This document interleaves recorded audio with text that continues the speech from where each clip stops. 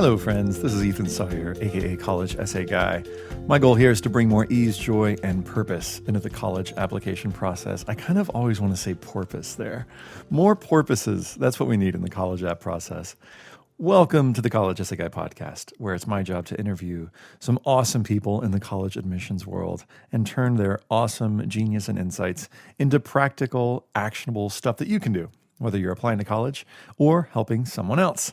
So I'm super excited about this episode, and it represents part 1 of 3 in a series of incredible resources put together by my beautiful colleagues, Jeff Levy and Jenny Kent, whom you'll meet shortly. So check this out. This first resource, which is the topic of this first podcast that you're about to hear, is a spreadsheet. I know that sounds exciting, but stay with me, that provides a list of over 400 colleges. And that's not all, and tells you what their total cost of attendance is, what percentage of financial need they meet, and get this, what percentage of students receive merit aid, and what the average merit aid award is. So in terms of scholarships, this kind of lays the thing bare. And actually, colleges have really been interested in seeing this. Like, who gives how much money, and to how many students do they give it? So it's kind of awesome. And I'm so grateful to Jeff and Jenny for putting this information together. Now, this podcast is just with Jeff Levy, and it covers financial aid for students who are applying to college in the U.S. and who are from the U.S. So we call these domestic applicants, okay? The next episode, and this is just a little teaser, covers how much financial aid is given to students applying from outside the U.S., so international students. And that interview is with Jenny Kent, since that's her specialty. And guess what? Spoiler, they've got a chart for that too. For the third episode, I interview both Jeff and Jenny, and they share with you what I think is the coolest, most exciting resource, which I'll tell you about on that episode. But on this podcast, the one you're about to hear, Jeff and I discuss this really cool resource on which schools are most generous with financial aid. And after he shares with us his story, we discuss 3 huge myths that students and parents have about financial planning for college, why parents should basically ignore the school's sticker price, which schools meet 100% of demonstrated need, and what that means, a tool you can use to help you figure out how much a school might offer you based on how much money you or your parents make, what Jeff believes the biggest problem is with the financial aid process, why he created this resource in the first place, and most importantly, how you can use this tool, along with a few other resources we'll talk about, to decide which school might be right for you. All this and more on this episode. Hello, friends, and welcome to the College Essay Guy podcast. I'm here with a man whom I have admired from a distance for a while, and I told him this when I first met him earlier this year. I said, I went up and I said, "You are the Jeff Levy," and he kind of laughed. I think I kind of embarrassed him, but I convinced him to come onto the podcast and share with you this one of 3 rad resources, and we'll share with you what those are in a little bit. Just to give a little quick bio on who this dude is, Jeff has gotten a certificate in college counseling from UCLA. He's a professional member of so many organizations. Some of you will have heard of these and some of you won't. IECA, HECA, NACAC, NCAG. You can Google those to know what those are or look in the show notes. He's also a certified educational planner, which if you heard the Steve Antonoff episode, you know that's legit and that's super hard to get. He teaches counselors. So he's kind of like a counselor's counselor, helping counselors do their job better. He teaches at the Summer Training Institute for IECA. He's taught at the UC San Diego extension courses. But before that, and I'm curious to hear a little bit about this, Jeff. You worked as a gaffer and cinematographer in dear old Hollywood. Is that right? Yeah, I started in New York and then moved with my very young family at the time to Los Angeles. Wow. Got into the business here. Well, first of all, thank you. Thanks, Jeff, for being on the podcast. I appreciate your time. My pleasure. So tell me a little bit, before we even get into the whole deal, what did you learn being a gaffer and cinematographer? What did that teach you about life? That could be a whole other podcast, but I guess the thing it taught me was that there are many roads to personal, creative, professional success. Just seeing directors and writers and cinematographers and producers all come from a different place, and in many cases doing very well in the industry, gave me a perspective that there's no one preferred path. Yeah. So how did you make the transition then from, this world of the Hollywood world to the education world and college affordability? Well, some of these writers decided in 07, 08 to strike for higher wages and better working conditions and better terms. And I guess I intellectually was in favor of a lot of their demands, but I found myself as a member of another local, the set lighting local in Hollywood, out of work for many months. Work shut down. And this coincided with my older daughter's, I think she was in 10th grade at the time, maybe just going into 11th. And she had done very well in high school. And it was time, and she was starting on her own to start thinking about college. And I knew absolutely nothing about college, and even less about how to afford it. So I started doing some research and realized that I loved it a little more than a parent was supposed to love it. And with time on my hands and a thought in the back of my head that I may need to switch careers, that I wasn't sure I wanted to continue into old age, not knowing when my next paycheck would be. I took a first course at the UCLA Extension program, and it was taught by Angel Perez, who at the time was the director of admission at Pitzer. He's now VP of enrollment and Dean of admissions at Trinity College. And he was completely inspirational. I knew by the middle of that 6-week course that this was the career I was going to move into. And I kind of haven't turned back. A few years later, I kind of segued out of film and full-time into college consulting. But as an epilogue, that same daughter of mine completed college successfully and is now a working television writer in Hollywood. So I guess things turn out the way they're supposed to turn out. Right, repping the family. One Levy stays in the industry at least. And you, I want to pick up on something you said. You said it turned out you loved it way more than you should have. Like, what did you love about it? What did you and what do you love about this work? I really believe that college can be a transformational time for students. It was for me, and we're not going to go into that today. But it's a time when kids become adults in so many ways, and but what we're faced with is a real problem in this country because we have probably the best system of higher education in the world, but it's also one of the top 2 or 3 most expensive. So access becomes a real serious issue for many kids graduating high school.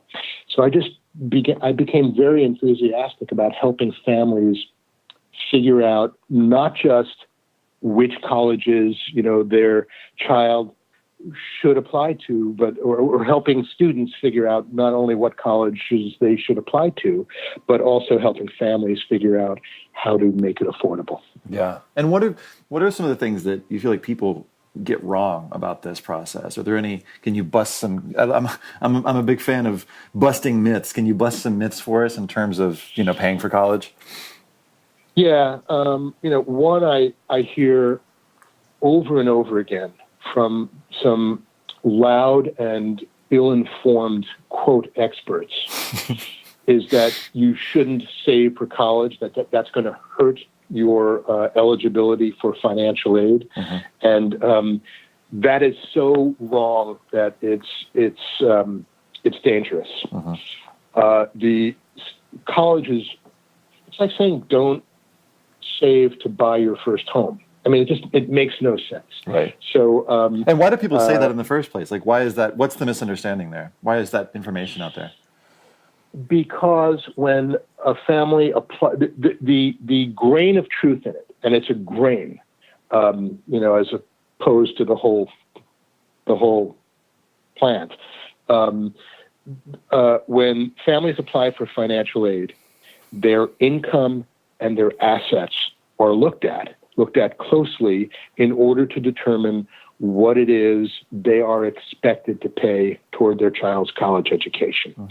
So yes, if you have savings, a portion of that will reduce your financial aid by a certain amount. That amount is actually quite low, and it becomes much more difficult to afford college if you haven't saved than it is to afford college if you've saved responsibly and over a long period of time. It's just, you're in a much better place to afford college if you have saved. Got you.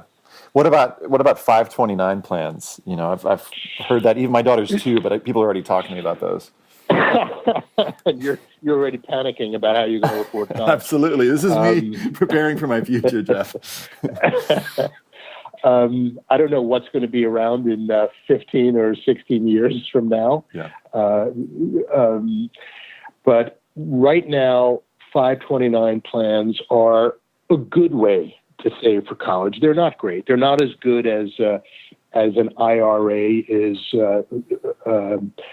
to save for retirement or a 401k. But there are, I won't get into all the details now, there are a few tax advantages to putting money away over time into a 529 plan.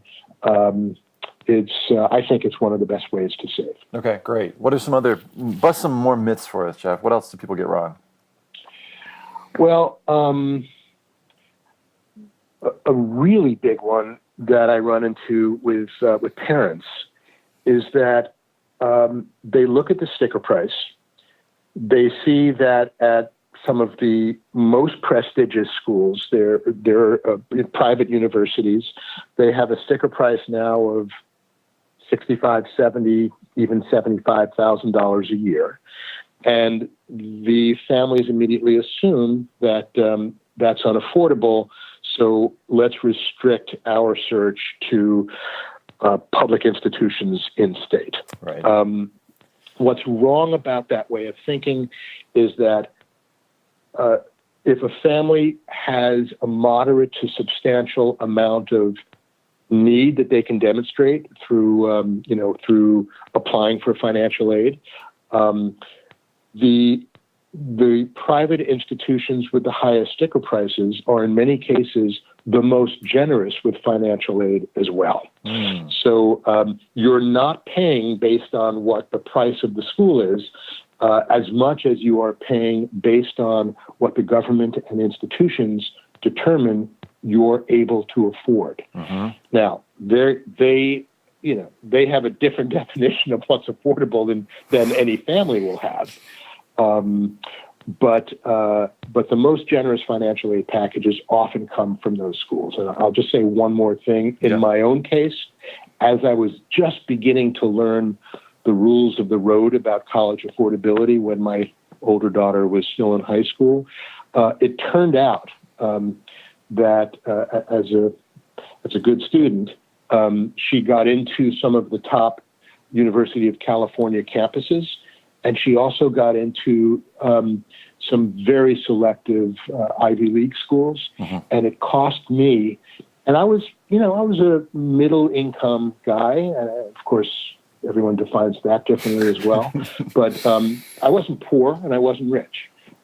It cost me less out of pocket to send her to Columbia University than it would have to send her to UCLA or Berkeley. Literally, it was several $1,000s a year less out of pocket after her financial aid award. So the big lesson is ignore the sticker price and work with someone knowledgeable to figure out what your net price will be for each year of college. Great. That's really clear. Thank you. What else? Give us one more. What else do people get wrong? There's a pretty widespread misperception that if your kid does really well in high school, they're going to get all kinds of merit aid at most of the colleges. It's important for families to know that the most selective schools in the country, the Ivies and the like Ivies, give zero in merit aid. They are entirely driven by a need-based aid model. So if you're a family who is doing fairly well financially, but but your ability to pay $70,000 or $75,000 a year per child is not something that you can easily do, right. And you need some form of financial assistance to help you afford college. The Ivies may not be a good choice at all because they give zero in merit aid. You should probably be looking at some of the colleges that are academically very strong, but do offer merit aid as an enrollment tool for high-achieving students and other students who meet some of their institutional goals. As you're talking, I was imagining the parent listening and going, boy, but how do I even know, how much these schools offer in terms of merit aid? And what popped into my head is like, wouldn't it be cool if somebody just figured out, how much each of these schools give as an average merit aid award and put that all in a document and, release that information publicly? Really funny that you should bring that up, Ethan.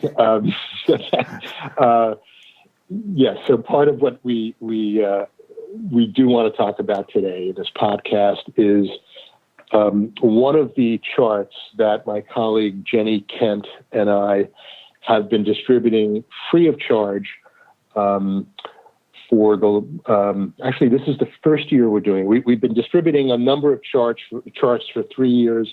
This was a hard one to pull together. This was our first year. We dropped it in August, and it's an Excel spreadsheet, and we developed it because we needed this tool at our disposal so that we could advise families knowledgeably. So what this is a fairly simple Excel spreadsheet, which you can also access. We'll go into later where to access it, but it's also available as a simple PDF for those of you who might be a little intimidated by Excel spreadsheets. I was, but gradually I'm becoming more used to them. That lists about 420 colleges, I believe, alphabetically. It gives the total cost of attendance, the sticker price. It gives you the total undergraduate population. And then it gets into what I think is really necessary financial information to be able to evaluate these schools to see if it makes sense financially for any particular family. One of the columns is percentage of need met. So in other words, Amherst and Barnard and Bates, the top three colleges on the list, meet 100% of need. So whatever the FAFSA and the CSS profile, the other form that is used by many of these schools in determining financial need, whatever the financial need is they determine you have, those colleges and about 60 more will meet 100% of need. So that's very good for families with a substantial amount of need to know. The next column is the next two columns have to do with merit aid. And one of them is the average merit aid award given to students, to undergraduates in the institution. So that's nice. That's very important to know. But by itself, it isn't enough information. So I see here that on my chart that I'm looking at, Boston College, for example, averages a merit aid award of $21,388. That's a large average merit aid award. However, in the column next to it, we learned that 4% of undergraduates receive merit aid at Boston College. So you have to use both of those columns, the average size of the award and the percentage of students receiving it. As an example of a school where a larger percentage of students receive merit, I'm just scanning down my same chart. I see Grinnell College, wonderful place, has an average, it meets 100% of need, which is great, and it's also very generous with merit aid. It's a school that has a lot of money. Their average merit aid award is about $17,000, and 57% of their undergraduates are receiving merit aid. So I would call that a school that is quite generous with merit aid. This is great. So that's sort of this data. Just one last thing. Yeah, this data all comes from the common data set. The most recent one that is out is 2016-2017, and we've compiled painstakingly, Jenny and I have compiled all of this data, which is sortable in the Excel spreadsheet. Tell us, for folks who don't know what the common data set is, will you just mention briefly what that is and why that's a reliable thing? Yeah. The common data set is a kind of consortium. It's an institutional research consortium of many colleges and universities, but not all, who publish all of the important data. I mean, pages and pages and pages of stuff, including what are the important factors in the admission process, information about transfer applications, just on and on and on, everything you'd want to know about what's under the hood of a college. And it publishes it in a standardized format. So there's no one place to go to see all of the colleges, but you would Google, for example, Grinnell College Common Data Set, and it would probably be the first result on your Google search, and it's free, and it's just a really reliable source of data for anything you might want to know. That's great. And just to give a side note, kind of a footnote to what else, the other kind of stuff you can find there. You can also find out, if you just do exactly what Jeff just said, where you Google the name of the school, common data set, you'll find out things like, how much does demonstrated interest matter? In other words, does a school care if you've taken, had an interview, if you show up on campus to take a tour, if you've, been in touch with the admissions officer, if you've written a why us essay. So things like that for some schools matter more than others, and you can find out how much that matters through the common data set. And for more on demonstrated interest, you can just listen to that. That's a separate podcast and a separate resource for how to demonstrate interest. So talk to me, Jeff, about why this is such an important thing. You said something really interesting as we were chatting about this, recently, where you talked about how this is a pretty big financial decision. You mentioned there was something, I'm kind of trying to lead you into this, there was something kind of messed up about, like, when we find out about this financial decision. The financial aid process is far more opaque than it should be. It's complicated. It's not intuitive. And the biggest single problem with it is that families don't find out until the end of the process, not the beginning of the process, what the net cost is actually going to be to them after financial aid. Right. It's like the only large purchase that anyone will ever make that they don't know the price going in. It's right. Like they only know the price coming out. And the way that timeline looks is if the student is applying regular decision, as most students do, they will be hearing from the college, between middle of March and April 1st about whether they've been admitted. They will hopefully, along with that acceptance letter, or in a day or two following that, get a separate letter which says what their financial aid award is, and therefore what the family is going to have to pay. Yeah. I've always thought of it as, I'm sorry to cut you off. I've always thought of it as 2 rounds of acceptance. It's like, first you get this answer, and then you get the second answer. Right. Congratulations, you've been admitted. And then the parents say, dear, we're so sorry, but you're not going. Right. But so that's the beginning of April.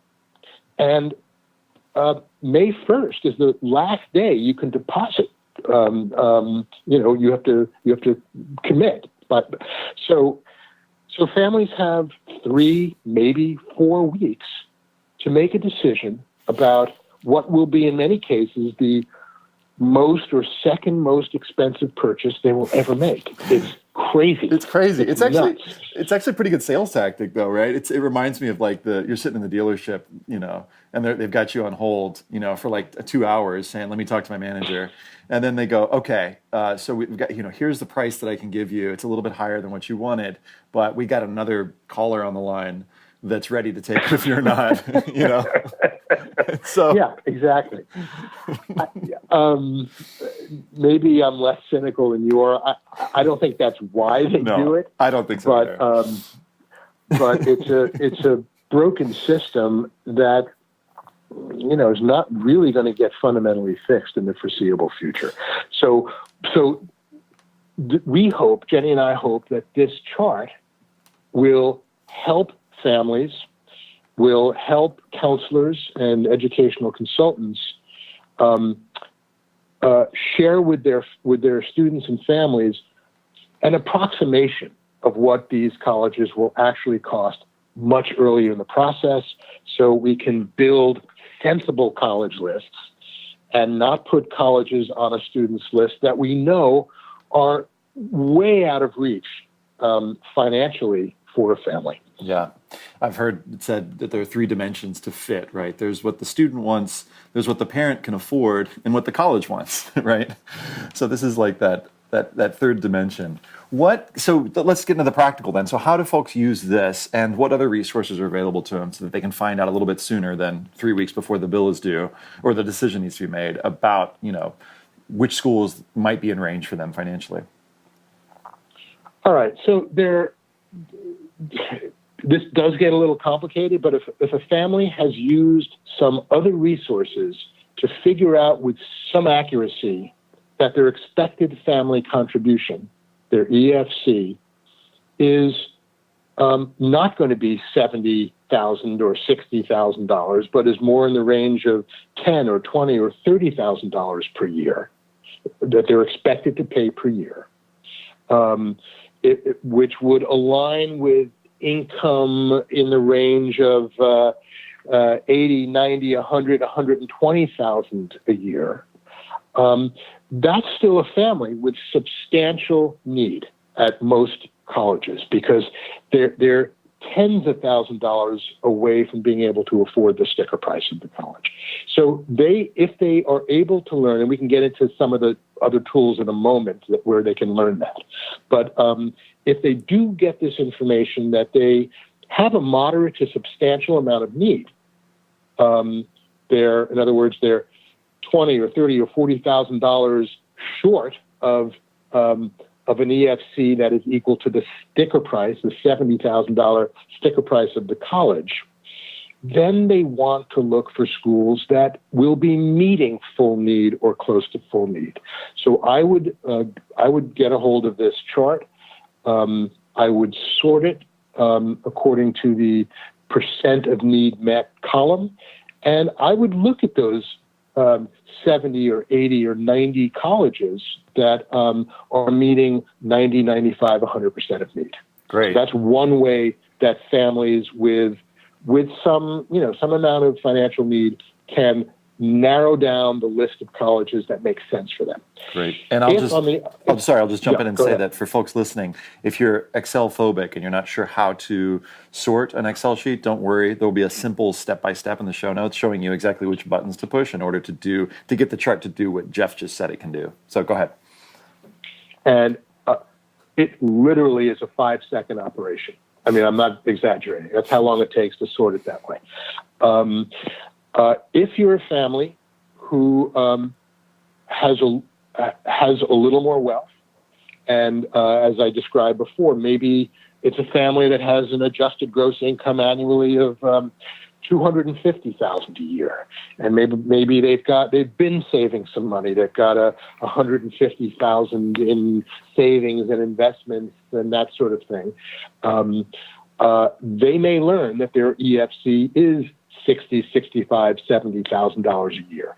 So they don't earn enough to pay $70,000 a year for their child in college, but they're earning too much to get any financial aid. So they would use this chart. They would sort for average merit award to see the set of colleges that are most generous with merit aid.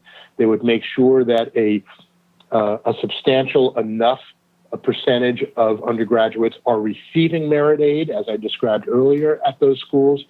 And they will find some amazing schools on that list that historically are generous with merit aid. And if the student is a fairly strong candidate at that institution, there's a pretty high probability that they will get a nice merit aid award. Every year, a bunch of my students get merit aid from all sorts of colleges. So the chart can be used that way as well. That's great. That's all super clear. Tell us, what are some of those tools that you mentioned, that you alluded to, that where students can figure out and families can figure out what, for example, their estimated family contribution is going to be?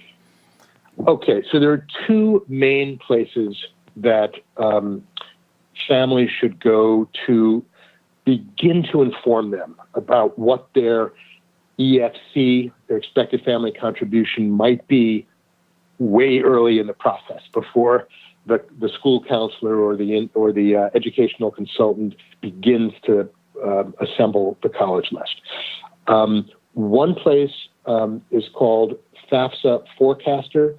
Ethan, so is this something that you're going to send out to people? We'll put all in the show notes. Yeah, when people go to the show notes at the end, they can just click on the link. Okay, great. So FAFSA Forecaster is like FAFSA Lite. Very simple to fill out.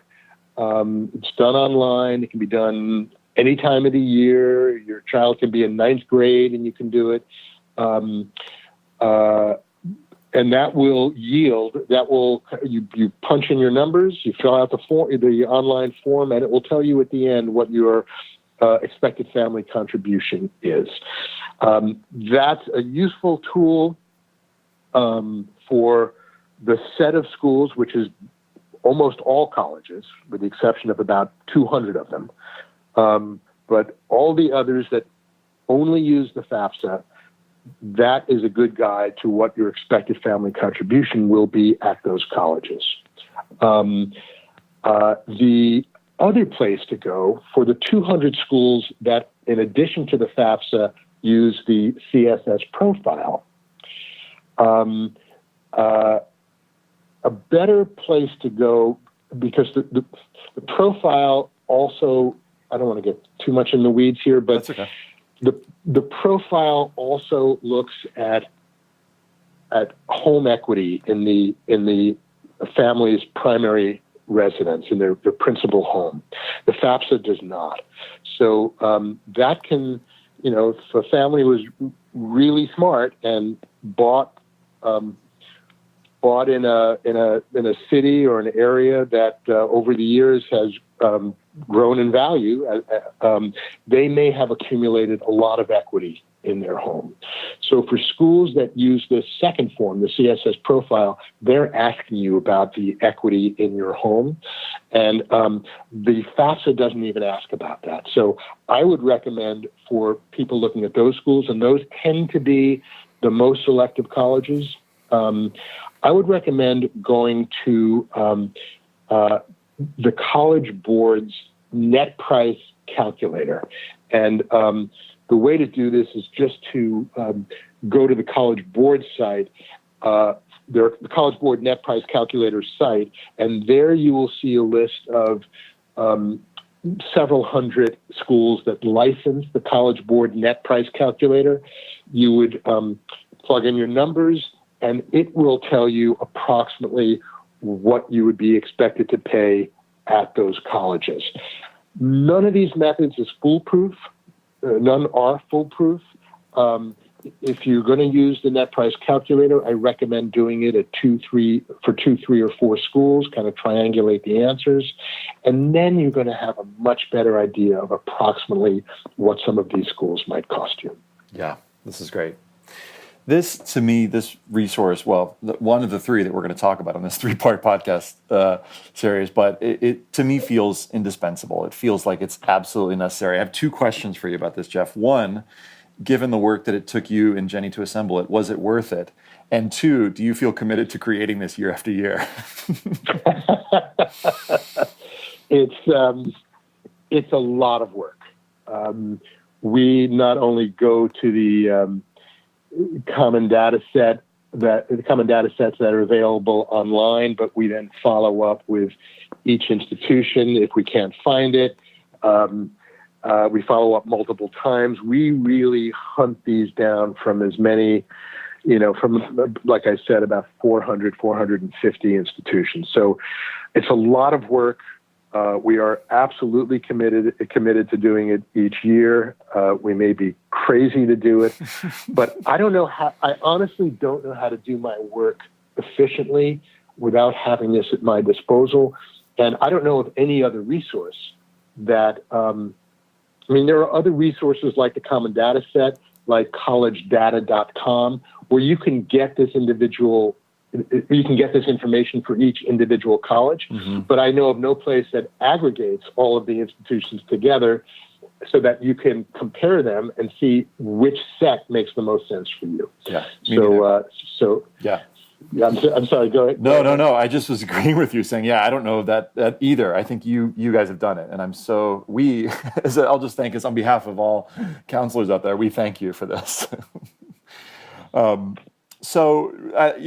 we close, I'd love to end with the show and tell, which is what's something that you're listening to or that you're reading or that you've been inspired by lately that's just on your mind.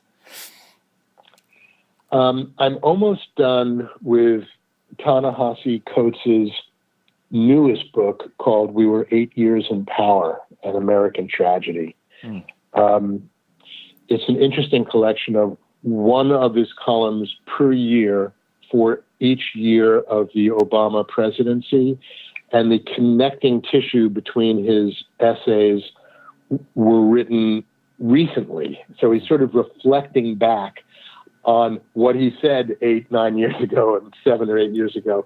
So it's kind of it's his own commentary on his own commentary. And I just think he is one of the smartest people out there today talking about race and talking about American history and politics and how all of those fit or grind together. I just learn a lot from him every time I read him. So that's what I've been reading. One of the things I've been reading lately, and a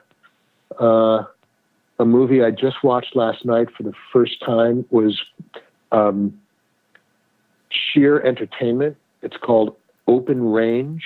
This is awesome. Do you know the movie? I've never seen it, but I know it's an animated film, right? No. It's a Kevin Costner directed Western from 2003. I think it flopped when it came out. Okay. But it's got a little bit of a schmaltzy beginning, but stick with it. And it is one of these iconic existential American stories in a way that only really good Westerns can tell that story. So I just found it, I found it really, really kind of moving, actually. That's awesome. I'm thinking of something that has a similar title, but it's just it's a kid's cartoon. So probably not what you were thinking of. So what I'm listening to, last night I heard this really rad podcast from Lewis Howes does this podcast. Howes, Howes, I'll link to it. It's called The School of Greatness. But he did this amazing interview with a woman named Bozoma St. John. And she lost her husband to cancer. a few years ago. She's done so much. She, worked for Pepsi, worked for Beats, and it just talked about, branding and the ways that just her ability to find strength throughout in her life. She's just got an incredible story. I'm not being very articulate about what I learned from it, but just hearing her story and her living her best life, and then suddenly, her husband is stricken with cancer, and then 6 months later he's gone, like he dies. And just hearing the way that she processed through that, and a few moments that they shared together before he passed was just had me thinking about my own life, my own relationship with my wife, and feeling a lot of gratitude. And she's just also a really just powerful human being in this world. And now she's working for Uber and working to sort of turn things around for them. And, talking about what it's like to be, she's from Ghana, being the minority in Silicon Valley, because how many, black women are in positions of power. She sort of mentions this and how she feels like she's, making a stand for that. So she's a hugely inspiring person. I'm getting chills thinking about, and she's got an amazing voice and spirit. So anyway, I highly recommend that.